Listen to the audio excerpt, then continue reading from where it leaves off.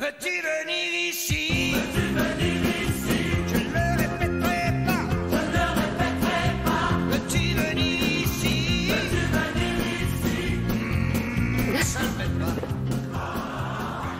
Qu'est-ce que c'est agréable à cette heure-ci, à 7h moins le quart, d'accueillir votre sourire, Natacha. Bonjour. Bonjour. Alors, c'est vrai qu'on est très sollicité depuis quelques mois, voire années, mais surtout ces derniers temps, les compagnies nous mettent un peu la pression et les propriétaires d'animaux aussi, parce que ça existe les deux, sont très très sollicités effectivement. Alors, faut-il souscrire une assurance pour couvrir leurs dépenses de santé? Ça se discute ou pas?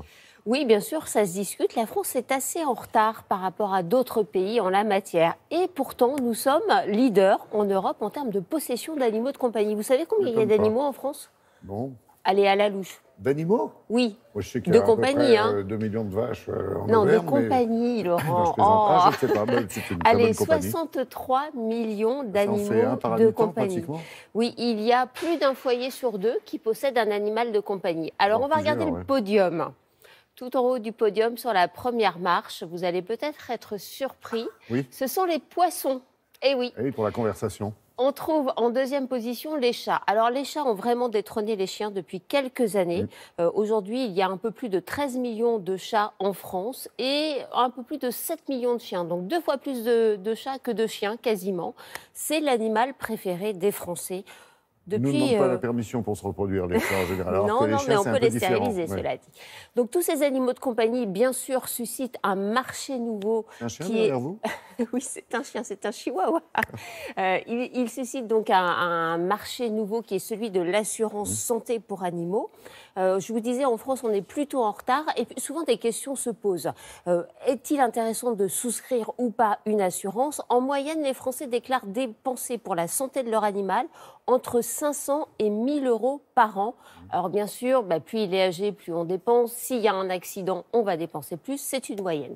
On regarde des conseils d'une experte en assurance. Pardon, regarde. Hey yo, mon chat il est super, il veut devenir un astronaute et en plus c'est un super héros. Regardez comme il est beau. Ah, reviens là cette bête. Environ 6% des animaux sont assurés en France, principalement les chiens. Un chiffre faible comparé à d'autres pays. Au Royaume-Uni, par exemple, 25% des animaux sont assurés. 80% le sont dans les pays scandinaves. Il existe plusieurs possibilités pour assurer son animal. On peut l'assurer en accident uniquement, en général quand il est plus jeune. On peut également l'assurer en accident et maladie, avec des niveaux de couverture qui peuvent être assez variables. Finalement, on peut vraiment avoir une assurance à la carte, adaptée à la situation de chacun. Avant d'assurer son animal, il faut se poser un certain nombre de questions. D'abord, savoir si on souhaite l'assurer en accident ou en accident-maladie. Ensuite, se poser la question des plafonds de remboursement. En fonction des contrats, avoir des plafonds qui sont plus ou moins élevés. Il faut savoir qu'entre 1600 et 2000 euros à peu près, c'est un plafond qui est correct. Ensuite, il faut se poser la question du taux de remboursement.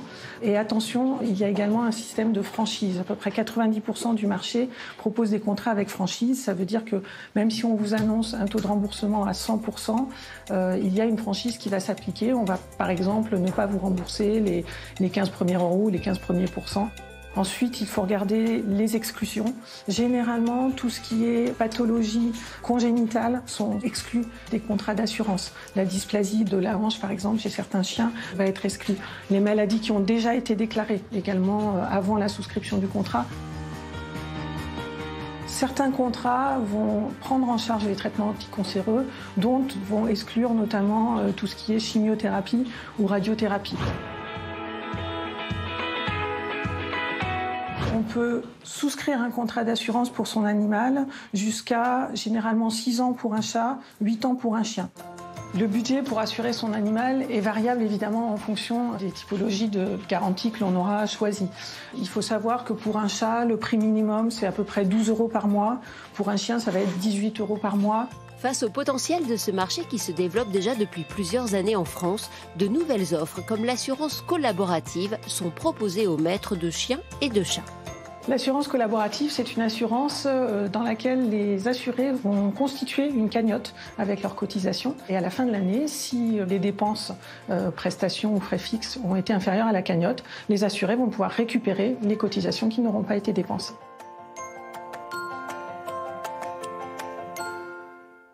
Donc effectivement, avant de souscrire une assurance, Laurent, il est vraiment essentiel de faire une étude de marché complète. Il faut tout regarder, lire les moindres petites lignes et surtout ce qui est écrit en tout petit. Très bien. Merci beaucoup, Natacha, pour Merci. ces précieux conseils.